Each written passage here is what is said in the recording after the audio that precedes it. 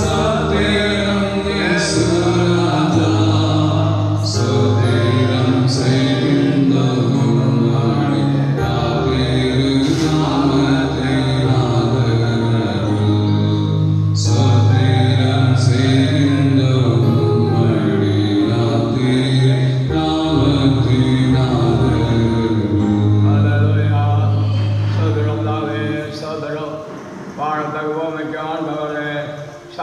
மிக்கவனோரே உமதலிகளோ மாட்டுகளோ போட்டுகளோ வருஷத்தரே இந்த வருஷத்தினால தாசோதரோ ஆண்டவராக இயேசுவை தந்தனால தாசோதரோ ஆண்டவராக இயேசுவை தந்தனால தாசோதரோ இயேசுவை தந்தனாலே உண்மை ஆராய்க்க முடியாத வருஷத்தவன் வருஷத்தினாலே ஆராய்க்கப்பட்ட தாசோதரோ ஆராய்ச்சிக்குரியவர் வல்லமை போட்டு வந்த ஆராய்ச்சி கொண்டிருக்கிறது உலகத்திலே நாங்கள் உண்மை ஆராய்க்க முடியாது எங்களை தெரிந்து கொண்டு எங்களை ஆராய்க்க கத்தற்காக சோதரிக்கிறோம் தாராளம் மூலம் உடன் நாம் அற்புதமாக ஆராய்க்கிறோம் உடைய ஜனங்களை ஆசிரிக்கும்படியாக இயேசுவின் நாமத்தில் ஆழ்வையாய் கல்கிறோம் நல்லதாவே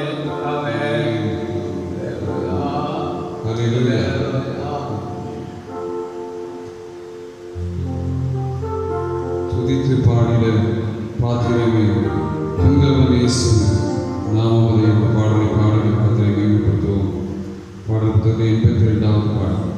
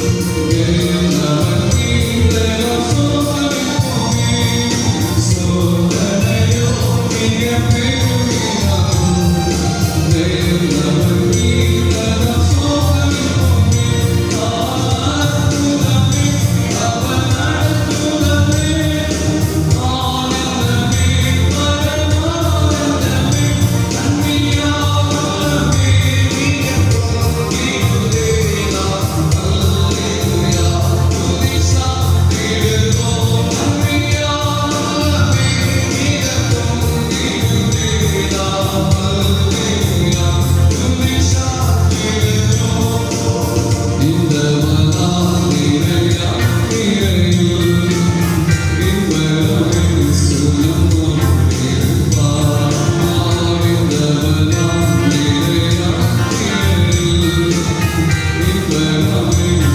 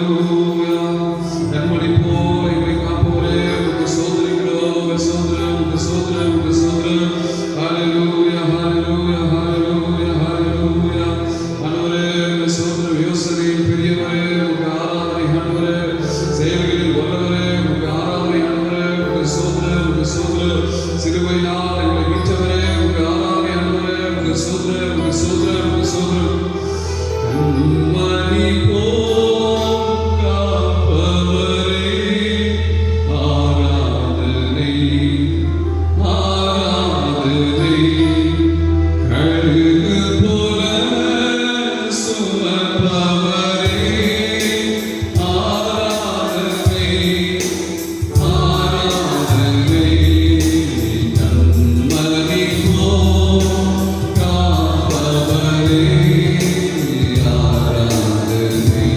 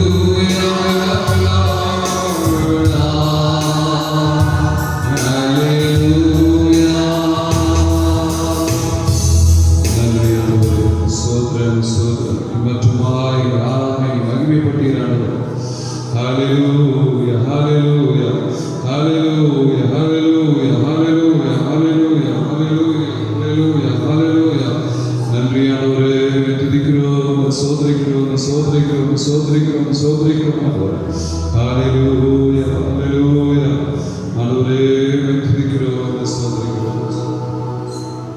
ஹல்லேலூயா. ஸ்தோத்திரம் கர்த்தாவே, ஸ்தோத்திரம் ஸ்தோத்திரம் எங்கள் மகிமையான தேவனே. இந்த நல்ல வேளைக்காக நன்றியோடு துதிக்கிறோம் கர்த்தாவே. சபை ஆராதனையிலே கலந்து கொள்ளும்படி கர்த்தர் செய்த கிருபைக்காக ஸ்தோத்திரிக்கிறோம். ஆண்டவரே, எங்கள் தேவனாகிய கர்த்தரை நாங்கள் பூமியிலே ஆராதிக்கும்படியாக அவர்களே பெற்ற பாக்கியத்தை எங்களுக்கு கிருபையாக தந்தபடினால் நன்றியோடு துதிக்கிறோம் கர்த்தாவே. இந்த ஆராதனை கர்த்தர் பொறுப்படுத்தி நடத்துகிறாங்க. கிறிஸ்து தலைவராக இருக்கும்படி நாங்கள் உடைய நாமத்திலே ஜெபிக்கிறோம் கர்த்தாவே.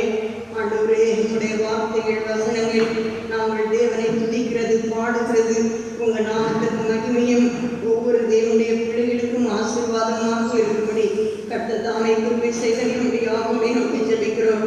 ஆண்டவரே, பூமியிலே நாங்கள் நம்மை ஆராதிக்கும்படி நீர் எங்களுக்கு பயிற்சி கொடுக்கிறீர். நிரந்தரமாக உங்க ராஜ்யத்திலே வந்து உமக்கு நாங்கள் ஆராதனை செய்யும்படியாக பூமியில வைத்து எங்களை பயிற்றுவிக்கிறீர்களுக்காக நன்றி உள்ள இதயத்தோடுமை துதிக்கிறோங்க தாவே.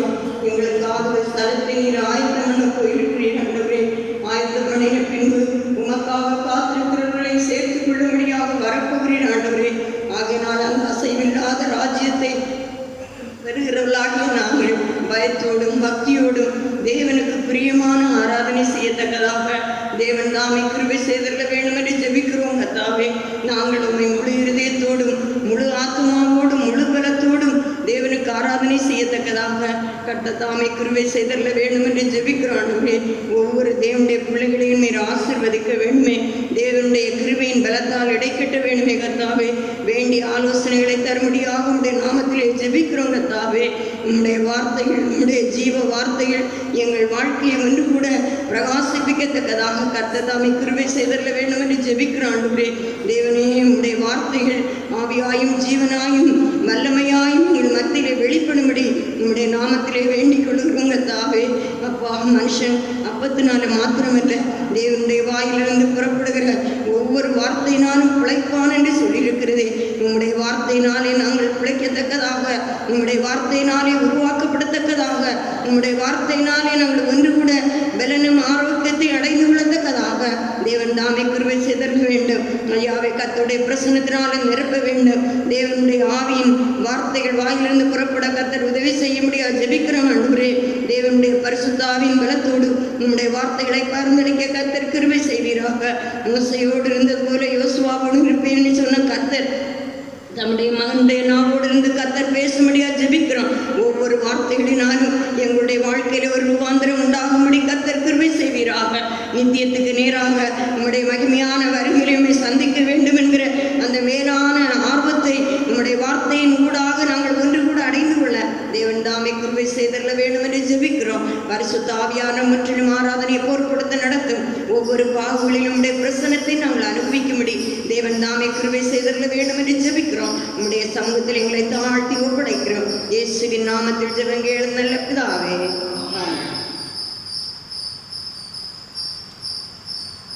எல்லாரும் கப்பலை சோதரிப்போ. தேவனே மை சோதரிகளோ, தேவனே மை சோதரிகளோ, தேவனே மை சோதரிகளோ, தேவனே மை சோதரிகளோ. ஆண்டோடைய வருஷத்து நாளுக்கு மகிமைக்காக தியானிக்க போகிற வசனத்துக்காக கர்த்தரை சோதரிப்போம். அல்லேலூயா. சோதரா சோதரா சோதரா. தியானிக்க போகிற கர்த்தருடைய வசனத்துக்காக சோதரம். லூக்கா சுவிசேஷம் 12வது அதிகாரம் 23வது வசனம். ஆகாரத்தை பார்க்கிலும் ஜீவனும் உடையை பார்க்கிலும் சரீரமும் விசேஷித்தவைகளாய் இருக்கிறது. ஆண்டவராய் இயேசு திருவுளப்பட்டனே வருஷத்த வார்த்தை வசனத்தை எப்போதும் நாம் தியானிக்க போகிறோம். எது விசேஷித்தது என்பதை ஆண்டவர் நமக்கு விலக்கி காண்பிக்கிறார். ஆகாரத்தை அதை திரும்ப படியுங்கள். ஆகாரத்தை பார்க்கிலும் ஜீவனும் ஆகாரத்தை பார்க்கலும் ஜீவனும் உடையை பார்க்கிலும் சரீரமும் விசேஷித்தவைகளாய் இருக்கிறது. கர்த்தருடைய பரிசுத்த நாமத்துக்கு மகிமை உண்டாவதாக. எது விசேஷித்தது? நம்முடைய சரீரம் விசேஷித்ததென்று சரீரத்தை அவருடைய சாயலாக சிற்றித்த கர்த்தர் திருவிழப்பட்டுகிறார். எல்லாருடைய சரீரமும் விசேஷித்தது அல்ல என்பதை ஆண்டவருடைய வேத நோக்கத்தில் சொல்லப்பட்டது. ஒரு சரீரத்தினாலே பாவம் செய்வானால் அவருடைய சரீரம் விசேஷித்ததல்ல. கலை சொல்களுடைய சரீரம் விசேஷித்ததல்ல. பொய் சொல்களுடைய சரீரம் விசேஷித்ததல்ல. சரீரத்திலே பாவம் செய்கிறவருடைய அதாவது சரீரம் விசேஷித்ததல்ல. இன்னும் யாருடைய சரீரம் விசேஷித்தது? அதை தியானித்து நான் செயல்படும். எவரையும் கலந்து அனுபவம் 10வது அதிகாரம் 22வது வசனம் படி. எவரையில் 10வது அதிகாரம் 22வது வசனம். துர்மன சாட்சி நீங்க தெளிக்கப்பட்ட இருதயம் உள்ளவர்களாயும் சுத்த ஜலத்தால் கழுவப்பட்ட சரீரம் உள்ளவர்களாயும் உண்மையுள்ள இருதயத்தோடும் விசுவாசத்தின் பூரண நிச்சயத்தோடும் சேர கடவும். இங்கே ஆவியானவர் திருவிழப்பட்டுகிறார். சுத்த ஜலத்தால் கழுவப்பட்ட சரீரம் விசேஷித்தது. சுத்த ஜலத்தால் கழுவப்பட்ட சரீரம் விசேஷித்ததை ஆண்டவராகிய இயேசுடைய வசனம் நமக்கு வெளிப்படுத்துகிறது. இந்த வசனத்தை நான் தியானிக்கும் போது சுத்த ஜலம் நமக்கு அது எங்கே கிடைக்கும்? சுத்த ஜலம் எப்படி? சுத்த ஜலத்தினாலே ஒரு மனுஷனுடைய இது அதாவது தெய்வத்தை கழுவுறது எப்படி? மனுஷன் பாவம் செய்து கெட்டு போனானே, அந்த கெட்டுப்போன மனுஷனை ரட்சிக்கும்படியாக தான் அவன் விசேஷித்தவனாக மாற்றும்படியாதான் ஆண்டவராக இயேசு வந்தார். ஆண்டவராக இயேசுவாலே அதான் ஒருவனுடைய அவன் செய்த பாவத்தை கழுவி சுத்தம் பண்ண யாராலுமே முடியாது. அது தேவனால முடியும். அதற்கு வேதத்திலே சொல்லப்பட்டிருக்கிற வசனத்தை தியானிப்போம். சகரியாவின் புஸ்தகம் 13வது அதிகாரம் முதல் வசனம் படியுங்கள். சகரியா 13:1. அந்நாளிலே பாவத்தையும் அழுக்கையும் நீக்க தாவீதின் குடும்பத்தாருக்கு எருசலேமின் குடிகளுக்கும் திறக்கப்பட்ட ஒரு ஊற்று உண்டாயிருக்கும். அந்த நாளிலே பாவத்தையும் அழுக்கையும் நீக்க தாவீதின் குடும்பத்திற்கும் எருசலேம் குடிகளுக்கும் திறக்கப்பட்ட ஒரு ஊற்று உண்டாயிருக்கும். அந்த ஊற்றையால் பாவத்தின் அழுக்கையும் போக்க வேண்டுமானால் திறக்கப்பட்ட ஊற்றை பற்றி சொல்லப்பட்டிருக்கிறது. அந்த ஊற்றையால் யாராலே பாவத்தை அதாவது பாவத்தினால் அந்த அழுக்கு எல்லாம் கழுவி சுத்திகரிக்கப்பட வேண்டுமானால், ஒரு மனுஷனை விசேஷித்தவனாக மாற்றப்பட வேண்டுமானால் கர்த்தராகிய இயேசு கிறிஸ்துவை அல்லாமல் வேற யாருமே அதாவது விசேஷித்தவனாக மாற்ற முடியாது. அந்த ஊற்றுடைய பேர் என்ன என்பதை இந்த வேத நோக்கு தெளிவாக சொல்லப்பட்டிருக்கிறது. ஏசாயா தீர்க்கதரிசனம் 12வது அதிகாரம் 3வது வசனத்திலே அந்த ஊற்றுடைய பேர் 8 பொன் ஊற்று. நான் பரிசுத்தமாக்கினவர்களுக்கு கட்டளை கொடுத்தேன். என் கோபத்தை நிறைவேற்ற என் பராக்கிரமசாலிகளை அழைத்திருக்கிறேன். அந்த ஊற்றுடைய பேர் 8 பொன் ஊற்று. அந்த 8 பொன் ஊற்று பாவத்தை அழுக்கையும் போக்க முடியாததான் நம்முடைய ஆண்டவராக இயேசு சிலுவையில் தோங்குகிற காட்சியை பாருங்கள். அவருடைய சரீரத்திலிருந்து புறப்படுகிற ரத்தத்தை பாருங்கள். அவருடைய ரத்தம் தான் பாவத்தையும் அழுக்கும் போக்கும்படியாக சிலுவையிலே அவர் ரத்தம் சிந்தி பாவத்தையும் அழுக்கையும் போக்குகிறார் என்பதை ஆண்டவர் வேதத்திலே நாம் பார்க்கிறோம். ஆண்டவர் சிலுவையில் தொங்கும்போது கடைசியாக ஒரு போர்ச்சேவகன் அவருடைய விழாவிலிருந்து போகிறான். அப்போது அவருடைய சரீரத்திலிருந்து ஜலமும் ரத்தமும் புறப்படுகிறது. ரத்தம் புறப்பட்ட ஒன்பாடு ஜலம் புறப்படுகிறது. ஆண்டவர் மனுக்குலத்திற்காக சிலுவையில் சின்ன ரத்தத்தின் மாலை தான் மன்னிப்பாக ரட்சிப்பு கிடைக்கிறது. ஆண்டவர் சொன்னார், பரிசுத்த பந்து அதாவது பகரும் போது ஆண்டவராக இயேசு சிலுவையில் அறியப்படுவதற்கு முன்னதாக அவன் பரிசுத்த பந்தியை ஆயத்தப்படுத்தினார். அப்போது பேதுரு அப்போஸ்தலனுடைய காலை கழுவாடுகிறார். என்னுடைய காலை கழுவக்கூடாது என்று ஆண்டவர் சொல்லுகிறார். ஆண்டவர் அல்ல, பேதுரு சொல்லுகிறார். அப்போது பேரெடுத்தது ஆண்டவர் சொல்லுகிறார், நான் கழுவாமல் நடந்தால் உனக்கு என்னிடத்திலே பங்குமதை பாவமில்லை என்று சொல்லுகிறார். ஒரு மனிதனுடைய பாவத்தை கழுவ வேண்டுமானால் இயேசுவாலே அல்லாமல் வேற யாராலுமே கூடாது. அவருடைய இரத்தத்தினால் தான் கழுவி அவர் சுத்தமாக்குகிறார். அவர் நம்மிடத்திலே அன்பு கொண்டு அவருடைய இரத்தத்தினாலே நம்மை கழுவி நம்மை ராதாக்களும் அசாரியும் ஆக்கிறார்கள் என்று ஆண்டோட வேறு சொல்கிறது. ஒருவன் பாவம் மன்னிப்பாக ரட்சிப்பை பெற்றுக்கொள்ள வேண்டுமானால் அவன் தன்னுடைய பாவத்தை அறிக்கையிட வேண்டும். அந்த அறிக்கையிடும்போது ஆண்டவர் அவருடைய இரத்தத்தினால் அவனை சுத்தம் பண்ணி அவனை கழுவி அவனை விசேஷித்த ஒரு மனுஷனாக அவர் மாற்றுவார் என்று ஆண்டோட வேதம் சொல்கிறது. அவரை அல்லாமல் வேற யாராலும் மனிதனுடைய பாவத்தையும் அறிக்கையும் போக்க முடியாது. இயேசுதான் அவனுக்கு இயேசுடத்திலே பாவத்தை அறிக்கை விடும்போது அவர் எல்லா பாவத்தையும் நீக்கி அநியாயத்தை நீக்கி அவர் சுத்திகரிக்க வல்லமையுள்ளவர்களாக இருக்கிறார்கள் என்று ஆண்டோட வேதம் சொல்லுகிறது. அதனாலே இயேசுடைய இரத்தம் தான் பாவத்தை அவருக்கும் போக்கக்கூடிய ஒரு ஜீவ ஊற்றி என்பதை பார்க்க வேண்டும். அதாவது தேவன் அவருடைய குமாரன் மூலம் இந்த ஜீவ ஊற்றை மனுக்குலத்துடைய ரட்சிப்புக்காக அவர் தந்தார். அவரை விசுவாசிக்கிறவன் எவனோ அவன் கெட்டு போக மாட்டான். அவரை ஏற்றுக்கொள்ளுகிறவன் அவருடைய பிள்ளையாகவே அவன் மாற்றப்படுகிறான். தேவன் நம்முடைய ஒரே குமாரனை விசுவாசிக்கிறேன் எவனோ அவன் கெட்டு போகாமல் அவரை தந்தர்களே இவ்வளவாய் அன்பு கொள்வான். அவர் உலகத்துக்கு நமக்காக தந்த மாத்திரமல்ல, நம்முடைய பாவத்தை அவர் கால்வை சுத்திகரிக்கும்படியாக சிலுவையிலே அவர் துவங்கி அவருடைய இரத்தத்தினாலே பாவ மன்னிப்பாக சுத்திகரிப்பே அவர் சிலுவையிலே சம்பாதித்து வைத்தார்.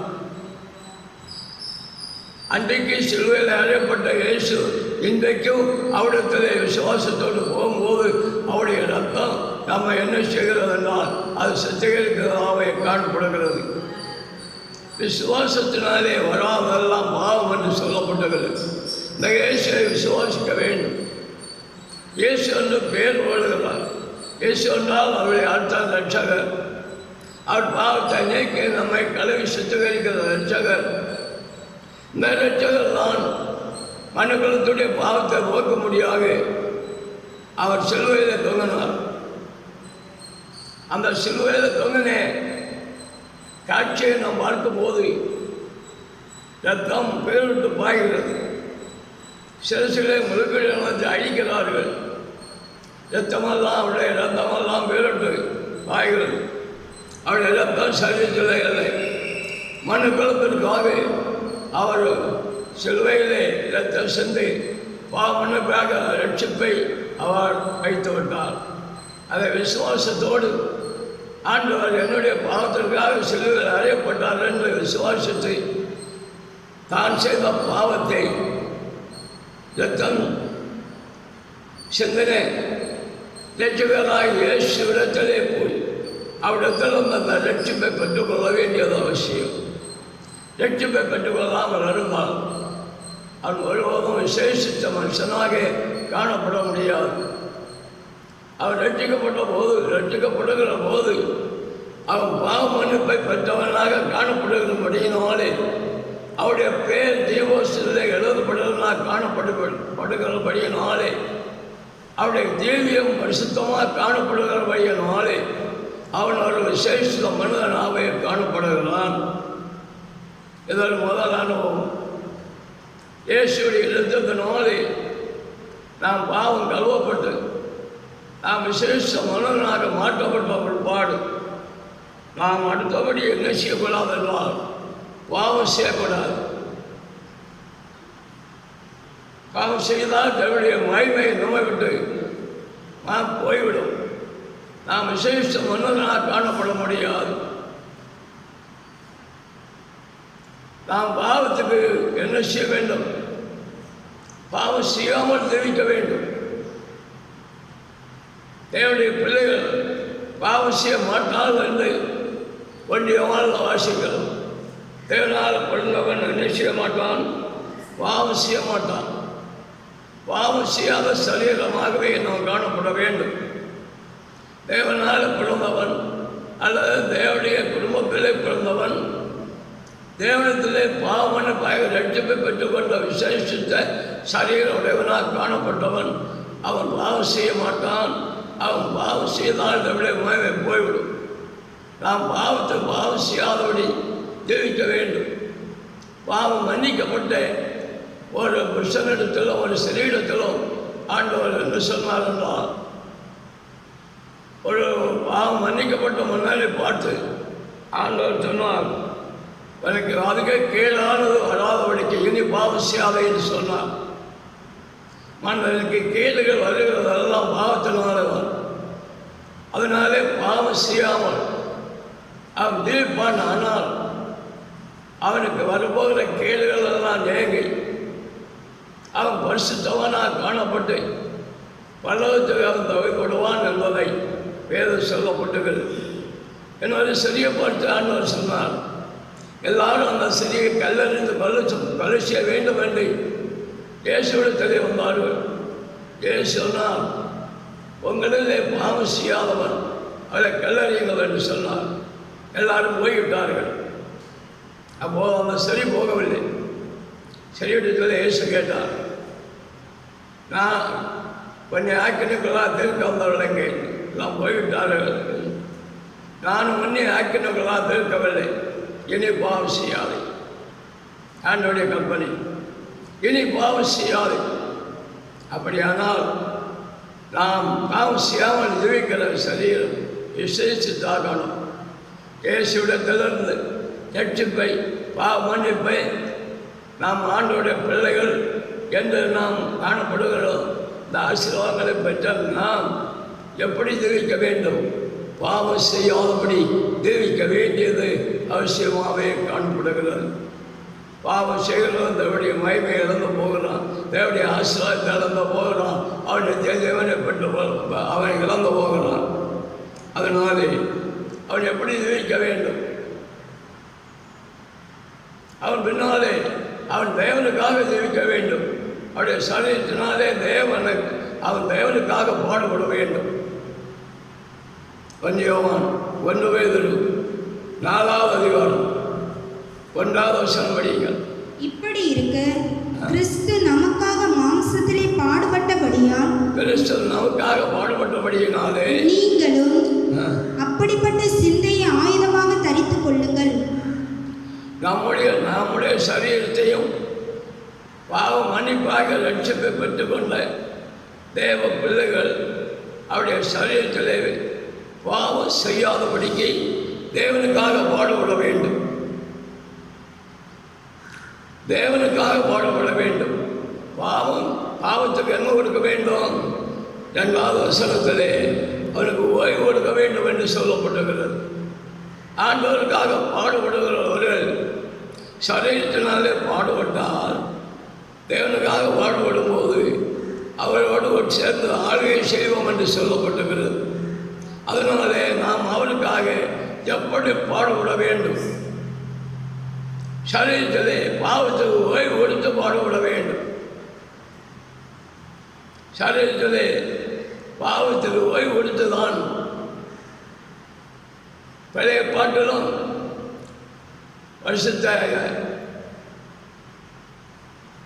வருஷத்துவாங்கள் எல்லாம் ஆண்டவருக்காக பாடுபட்டிருக்கிறார்கள்.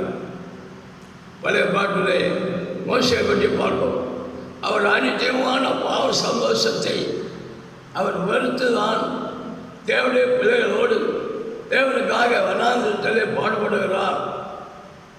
அவருடைய வாழ்க்கை முழுவதும் எழுத்திலிருந்து அவர் அந்த ஞானத்தை தேவனுடைய சித்தப்படி அழைத்து வந்து அவர் வனாந்திரத்திலே பாடுபடுகிறார்.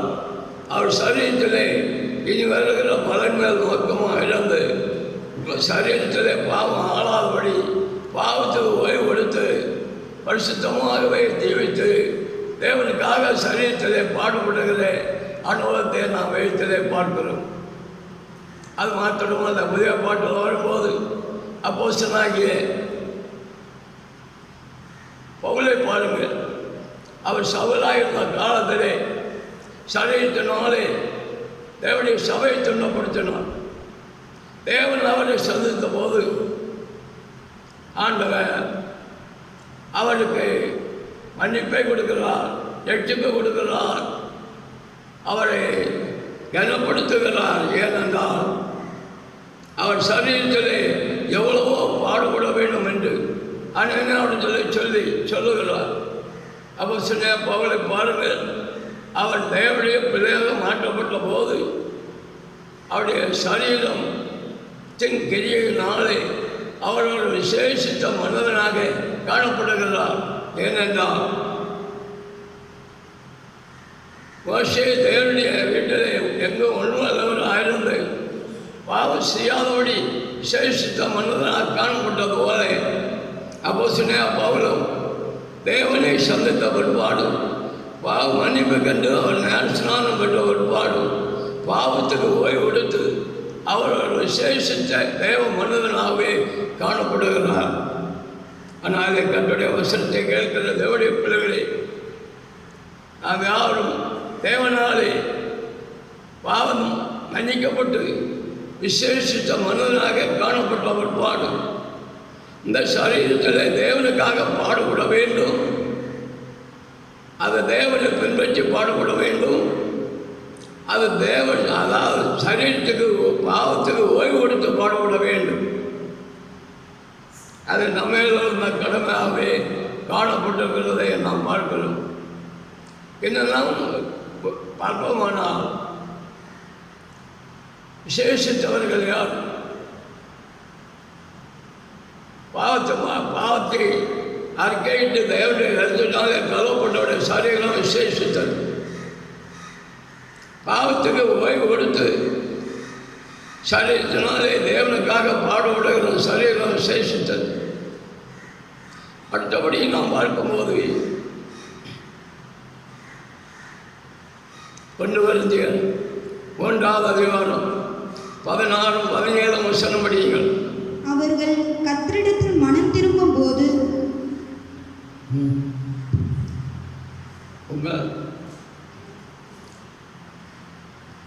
நீங்கள் தேவனுடைய ஆலயமாய் இருக்கிறீர்கள் என்றும் தேவனுடைய ஆவி உங்களில் வாசமாய் இருக்கிறார் என்றும் அறியாதிருக்கிறீர்களா? ஒருவன் தேவனுடைய ஆலயத்தை கெடுத்தால் அவனை தேவன் கெடுப்பார். தேவனுடைய ஆலயம் பரிசுத்தமாய் இருக்கிறது, நீங்களே அந்த ஆலயம். நீங்கள் தேவனுடைய ஆலயமாக இருக்கிறீர்கள். இந்த ஆலயத்தை கெடுக்காதபடி இந்த ஆலயம் பரிசுத்தமாக இருக்கிறது என்று ஆவியானவர் சொல்லுகிறார். இந்த சரீரமாகிய ஆலயத்தை பரிசுத்தமாக வைத்துக் கொள்ள வேண்டும். அதுக்கு ஆதாரமாக 1 கொரிந்தியர் 6ஆம் அதிகாரம் 19ஆம் வசனத்திலே நீங்களே அந்த பரிசுத்தாவுடைய ஆலயம் என்று ஆண்டவர் சொல்லுகிறார். அந்த ஆலயம் தான் விசேஷித்தது. யார் யார் சரீரத்திலே பரிசுத்த ஆவியானவர் வாசம் பண்ணுகிறாலும் அவருடைய சரீரம் விசேஷித்தது என்பதை நாம் மறந்து போகக்கூடாது. நம்மை விசேஷித்தவன் ஆக்கிறது யார்? நம்முடைய தேவன் விசேஷித்தவனாக மாற்றுகிறார். அவருடைய அபிஷேகத்தினால நம்மை விசேஷித்தவனாக மாற்றுகிறார். ஆலயம் எப்படி இருக்கிறது என்றால் பரிசுத்தமாக இருக்கிறது. நம்முடைய சரீரமாகிய பரிசுத்தாவுடைய ஆலயம் அது பரிசுத்தமாக இருக்கிறது. யாருடைய சரீரம் பரிசுத்தமாக இருக்கிறதோ அவருடைய சரீரம் தான் விசேஷித்தது. என்றைக்கு பரிசுத்த ஆவினாலே நம்மை ஒரு விசேஷித்த மனிதனாக அல்லது சரீரம் உடையவர்களாக தேவன் மாற்ற முடியாதான். அவர் சுத்தம் கொண்டு வீட்டிலிருந்து பழுவத்து போன போது அவருடைய சரீரம் விசேஷித்தவனாக காணப்பட்ட பரிசுத்த ஆவியினாலே அவளுக்கு பரிசுத்த ஆவியினாலே அவருடைய சரீரமாக ஆலயம் விசேஷமாக காணப்படும்படியாக அவருக்காக காத்திருக்கிற ஜனங்களுக்கு தேவன் சரீரத்திலே ஆளுகை செய்ய முடியாத பரிசுத்த ஆவியானவரை ஆண்டவர் கொடுக்கிறார். இன்றைக்கி நம்முடைய சரீரம் விசேஷித்ததாக தேவன் மாற்றுகிறார். அவருடைய கலவி பின்னாலே நாம் பூர்ண பரிசுத்தம் அடைந்து நாம் தேவனுடைய சன்னிதானத்திலே திட்டமிட்டெல்லாம் காணப்படும்படி தேவனுடைய ஆவியினாலே நடத்தப்பட்டு சரீரத்தின் செய்வதை அழைத்து நாம் ஒரு பரிசுத்தமான ஜீவை செய்யும்படியாக தேவன் நம்மை விசேஷித்த மனுஷனாக மாற்றும்படியாக திருத்தத்தின் தேவனாகிய பரிசுத்த ஆவியானவரை நோக்கி தருகிறார். அந்த ஆவியானவர் மூலம் நம்முடைய அவை முழுவதும் பரிசுத்தமாக இருக்க வேண்டும். அந்த ஆவியானவர் மூலம் நாம் பரிசுத்தமாக ஜெயிக்க வேண்டும். அவர் போதிக்கிற நல்ல போதகர். இடதூரம் அளவரும் சாயும் போது வழி எதுவே என்று நம்மை ஆட்கொண்டு நடத்துகிற தேவன், நம்மை காலதோறும் எழுப்புகிற பரிசுத்த ஆவியானவர், நம்மை சிறுவனை தேவனுடைய ஆலயத்துக்கு ஏவின, ஆலயத்துக்கு போக முடியாத ஏவின பரிசுத்த ஆவியானவர். அந்த ஆவியானவர் நம்மோடு இருந்து நம்மை ஒரு விசேஷித்த மனிதனாக அவர் மாற்ற வேண்டும். அதனால் நம்முடைய சரீரம் நம்முடைய ஆலயமாக இருக்கிறதா? இதுவரையில் நம் பரிசுத்த ஆவியை பெற்றுக்கொள்ளாமல் இருந்தால் இந்த நாட்களிலே காத்திருந்து தேவனுடைய ஆவியை பெற்றுக்கொள்வோம். ஆனால் நாம் விசேஷித்த மனிதராக காணப்படுவோம். மீன் பிடித்து கொண்டிருந்த மனிதர்கள் தேவன் மனிதரை பிடிக்கிற நாக்கு என்று சொன்னார். இந்த பரிசுத்த ஆவியை பெற்றுக்கொண்டு அவர்கள் விசேஷித்த மனிதனாக ஆத்மா ஆதாயம் செய்கிறதை நாம் பார்க்கிறோம். மீன் பிடித்து கொண்டிருந்த பேதுரு பரிசுத்த ஆவியை பெற்றவர் பாடு அவரை விசேஷித்த மனிதனாக காணப்படுகிறார். அவருக்குள்ளே இருந்த ஆவியானவர் பெந்தகோஸ்தே நாளிலே ஒரு பிரசங்கம் பண்ணுகிறதை பார்க்கிறோம். ஒரே பிரசங்கத்திலே 3000 பேர் ரட்சிக்கப்படத்தக்கதாக அவருக்குள்ளே இருந்த பரிசுத்த ஆவியானவர் அவரை கொண்டு பெரிய காரியங்களை செய்தார். அன்றைக்கு செய்தார், இன்றைக்கு செய்கிறார், என்றைக்கு செய்வார். அதனாலே நம்முடைய சரீரம் பரிசுத்தாயுடைய ஆலயமாகவே காணப்பட வேண்டும். இன்னொரு முக்கியமான காரியம், ஆலயம் என்று சொல்லப்படும் போது ஆராதனை இருக்க வேண்டும். நான் சகோடி ஆராய்க்கிற ஆராதனை ஒன்று முக்கியமானது. அதையும் நாம் விட்டுவிடக்கூடாது என்று ஆண்டோட வேதம் சொல்லுகிறது. அவர்கள் ஆண்டவரை ஆவியோடு உண்மையோடு பரிசுத்த அலங்காரத்தோடு ஆராய்க்கிற தேவனுடைய ஜனங்கள் அவர்கள் விசேஷித்தவர்கள் என்பதற்கு சந்தேகமே இல்லை. அல்லேலூயா. ஆனால் பரிசுத்தாயப்பட்டுகின்ற தேவனுடைய பிள்ளைகள், அது தேவனுடைய ஆலயம். இந்த ஆலயத்தை நாம் என்ன செய்யக்கூடாது? வறுமையாக வைக்கக்கூடாது. இந்த ஆலயம் ஆனால் என்ன இருக்க வேண்டும்? அதில் ஆராதனை இருக்க வேண்டும். அதற்கு தான் வேதத்தில் சொல்லப்பட்டுகிறது. ஆலயம் பரிசுத்தமாக இருக்க வேண்டும், ஆலயத்திலே ஆராதனை இருக்க வேண்டும். அதற்கு தான் இடைவிடாமல் ஆராய்க்க வேண்டும் என்று வேதம் சொல்லுகிறது. நம்முடைய பரிசுத்த ஆவியானவருடைய ஆலயமாக நம்மை மாற்றின போது நாம் எப்போதும் இடைவிடாமல் தேவன் ஆராய்க்க வேண்டும். அப்படியே பரிசுத்த ஆவியை பெற்ற தேவ மனிதனாகிய தானியேல் அவர் இடைவிடாமல் ஆராய்த்தார் என்று வேதம் சொல்லப்பட்டுகிறது. அதனாலே சிங்கம் அவரை மேற்கொள்ள முடியவில்லை. சிங்கத்தை ஜெயிக்கிறார். சிங்க குகையில் போட்ட போதிலும் சிங்கம் அவரை மேற்கொள்ள முடியவில்லை. அவர் ஜெயிக்கிற மனுஷன், அவர் ஆண்டவரை சிவத்தரிக்கிற மனுஷன், இடைவிடாமல் தேவனை ஆராய்க்கிற மனுஷன். நீங்கள் நான் இடைவிடாமல் ஆராய்க்க வேண்டும். அதுதான் பரிசுத்தாவிடைய அபிஷேகத்தை நமக்கு தந்திருக்கிறார். இடைவிடாமல் ஆராய்க்கிறதோடு ஆலயம் எப்போது சுத்தமாக இருக்க வேண்டும். ஆலயம் ரொம்ப சுத்தமாக இருக்க வேண்டும். அது பரிசுத்தமாக இருக்க வேண்டும். ஆலயத்துக்கு ஒரு பிரமாணம் உண்டு. அது அதோடைய மலை உச்சியின் மேல் அது பரிசுத்தமாக இருக்க வேண்டும் என்று ஆண்டவருடைய வேதம் சொல்லுகிறது. ஆலயத்துக்கு பிரமாணம் உண்டு. அதனுடைய பிரமாணம் என்ன? நம்முடைய சரீரம் முழுவதும் உள்ளும் புறம்பும் பரிசுத்தமாக இருக்க வேண்டும். பரிசுத்தமாக இருக்குமானால் ஆலய விசேஷத்தாக காணப்படும். இந்த ஆலய விசேஷத்தனாகவே எண்ணிக்கப்படும் காணப்படும். என்ன விசேஷம் என்ன என்பதை பார்ப்போம். பேருக்கு அனுபவம் 3வது அதிகாரம். பேருக்கு அனுபவம் 3வது அதிகாரம் 21 வசனங்கள் படியுங்கள்.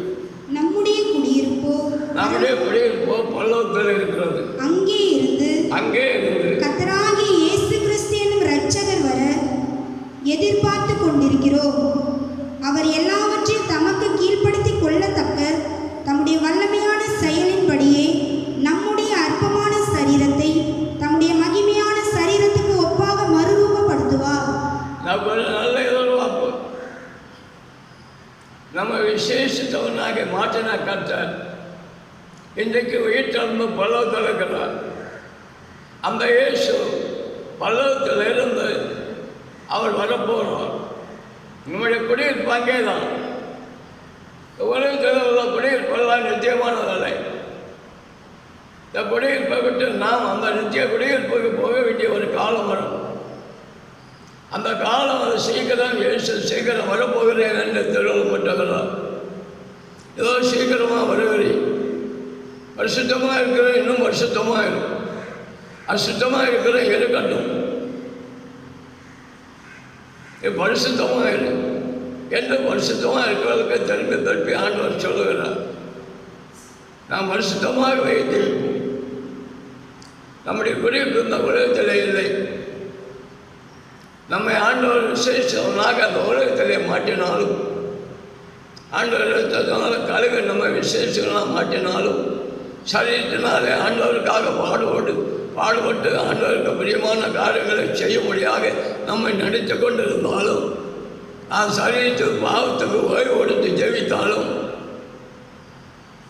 பரிசுத்தாவுடைய ஆலயமாக இருந்து பரிசுத்தமாக திரிந்து இடைவிடாமல் ஆராய்த்து கொண்டிருந்தாலும், நம்மை விசேஷனாக நித்திய காலமாக நாம் விசேஷித்தவனாக இயேசுடைய சரீரம் மகிமை சரீரமாக காணப்பட்டது போல நம்ம விசேஷித்தவனாக்கும்படியாக நித்திய காலமாக நாம் விசேஷித்தவனாக காணப்படும்படியாக இயேசு பல்லவத்திலிருந்து வரப்போகிறார். அவர் வரும்போது பெரிய அற்புதம் நடக்கும். அடுத்த பரிசுத்தவான்களுக்கு மேன்மை உண்டு. சரீரத்தில் பாவம் ஆளாதபடிக்கு பரிசுத்தமாக தீர்த்து தேவனுடைய புதலுக்கு மேன்மை உண்டு.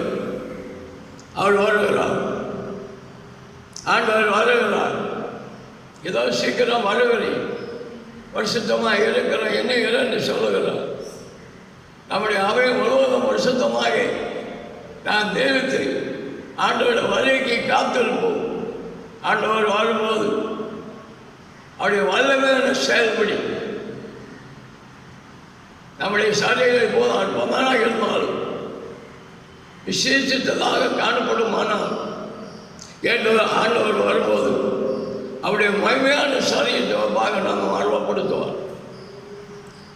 ரூபப்படுத்துவார். மறுவப்படும்போது நாம் அவருடைய சாயலாக காணப்படுவோம். இயேசு உயர்ந்த மலையிலே தவிர்க்க முடியாது போனார். அப்போது அவர் என்ன செய்யப்பட்டார்? பாவம் மாச சாயலை வந்த இயேசு தேவ சாயலிலே ரூபப்பட்டார் என்று பார்க்கிறோம். அதே போலவே இந்த பாவமாக சாயலை ஜீவிக்கிறோம்னா இந்த சரீரத்திலே பாவம் ஆளாதபடி தேவனுக்காக பாடுபட்டு பரிசுத்த ஆவியானுடைய ஆலயமாக நம்முடைய சரீரம் காணப்பட்டு பரிசுத்தமாக ஜீவிப்போமானால் நம்முடைய ஆண்டவராக இயேசு வரும்போது அவருடைய சரீரத்துக்கு ஒப்பாக நாம் மறுவப்பட்டு மகிமையிலே காணப்படுவோம். பாக்கியத்தை கர்த்தர் வைத்திருக்கிறார். அதனாலே ஆண்டவருடைய வசனத்தை கேட்ட யாவரும் சரீரத்திலே பாவம் ஆகாதபடி பாவத்துக்கு ஓய்வு கொடுத்து சரீரத்தினாலே தேவனுக்காக பாடுபட்டு சரீரத்தினாலே மனுஷத்தை செய்து சரீரத்தினாலே தேவனை ஆராதித்து சரீரத்தினாலே வருஷத்தான் தீர்த்து தேவனுடைய வரிக்கு ஆய்த்தோடு திருப்பமானார். ஆண்டவராகிய இயேசு சீக்கிரமாக வருவார். அவர் வாழும்போது அவருடைய மகிமையான சரீரத்துக்கு ஒப்பாக நாம் மறுபடுத்தி மகிமைகளை நம்மை சேர்த்து கொள்வோம். யோகாயோகமாக நித்தியமாக நான் இயேசுவோடு பல்லவத்திலே வாழும் பாக்கியத்தை பெற்றுக்கொள்ள அந்த நல்லா இருக்கிறதை செய்வாராக. ஆமென். ஹல்லேலூயா, ஹல்லேலூயா, ஹல்லேலூயா, ஹல்லேலூயா, ஹல்லேலூயா, ஹல்லேலூயா, ஹல்லேலூயா, ஹல்லேலூயா, ஹல்லேலூயா, ஹல்லேலூயா. சோதரம் ஹல்லேலூயா, ஹல்லேலூயா. சோதரம் எனக்காய் தேவன் பெற்றவரே என்னோடு இருக்க இருந்தவரே எனக்காய் தேவன் பெற்றவரே என்னோடு இருக்க இருந்தவரே என்னை என்று வழி நடத்துவாரே என்னை சந்திக்க வந்திடுவாரே என்னை என்று வழி நடத்துவாரே என்னை சந்திக்க வந்திடுவாரே இயேசு போதுமே போதுமே இயேசு போதுமே போதுமே எந்த நாளிலுமே என் நிலையிலுமே எந்த வாழ்வினிலே இயேசு போதுமே. ஹல்லேலூயா, ஹல்லேலூயா. எங்களை நேசிக்கிற நல்ல பாவை ஆசிரியப்பட்ட நல்ல வேலைக்காக மதிக்கிறோம். வருஷத்தமே திறந்து ஆண்டவராகிய சொன்ன திரு வார்த்தைகளை நாங்கள் தியானித்தோம். தேவனை பார்க்கிறோம், ஆகாற்ற பார்க்கிறோம், தேவனை பார்க்கிறோம். சரீரம் செய்தது திருவள்ளப்பட்டு ஆண்டவருடைய இரத்தத்தினாலே கழுவப்பட்டு பாவத்துக்கு ஓய்வு கொடுத்து சரீரத்தினாலே தேவனை மகிமைப்படுத்தி வருஷத்து ஆகியனாலே எவ்வளவு நாங்கள் நம்மை ஆராய்ந்து ஆண்டவருடைய வழிக்கு அவளோடு காத்திருந்து ஆண்டவர் வரும்போது எங்கள் சரீரமானது உங்களுடைய சரீரத்துக்கு போக மரணப்பட்டு மகிமையிலே வந்து சேரு. எல்லாருக்கும் கத்தருக்கு வாழ்ந்து எல்லாருடைய சரீரம் விசேஷத்ததாக காணப்பட்டு பாவத்துக்கு ஓய்வெடுத்து எல்லாரும் பரிசுத்தமாக ஜீவித்து ஆண்டோட வழிக்கு ஆயத்தப்படவும் ஆண்டவர் வரும்போது சரீரம் மேற்பை பெற்று தேவனுடைய சாயலாகி தேவனுடைய சரீரத்துக்கு போக நாம் மாற்றப்பட்டு பல்லவத்திலே நெஞ்சத்த காலமாக இயேசுவோடு நெஞ்சத்தை அனுபவிக்க கத்தர் எல்லாருக்கும் கருவாளித்து நேர் வரை நடத்தும்படியாக இயேசுவின் நாமத்தில் நாங்கள் கேட்கிறோம் நல்லவாவே. ஆமென். நாத்மாவே கத்தரை சோதரி உலகமே அவருடைய வருஷத்த நாமத்தை சோதரி. என் ஆத்மாவே கத்தரை சோதரி. அவர் செய்த சகல உபகாரம் மறவாதே. ஆமென்.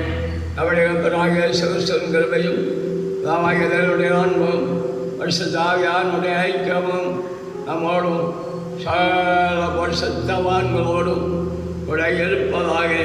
ஆமென், ஆமென்.